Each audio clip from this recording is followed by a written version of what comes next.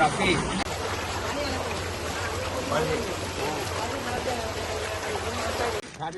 মাননীয় প্রধানমন্ত্রী জনাব তারেক রহমানের পক্ষ থেকে ছোট্ট উপহার, আপনার দোয়া করেন। আমাদের মাননীয় প্রধানমন্ত্রী জনাব তারেক রহমানের জন্য দোয়া ডিসিশন দিয়ে দিচ্ছেন, এটা 5 ফিট উঁচু করলে তাহলে এই বন্যা হবে না, তাহলে এই কষ্টটা হবে না।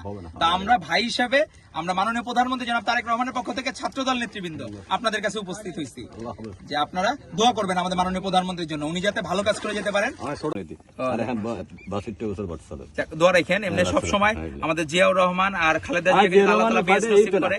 একবার ছোট গেল তুলে তাই খানা ফাটে যাই না নাও করে। আর এখন দলের পক্ষ থেকে আপনাদের জন্য সামান্য সহযোগিতা, যাতে অন্তত আপনাদের 10 দিনের যাতে খাবার মোটামুটি হয়ে যায়, সামান্য একটু সহযোগিতা আপনারা গ্রহণ করলে আপনার জন্য উপহার।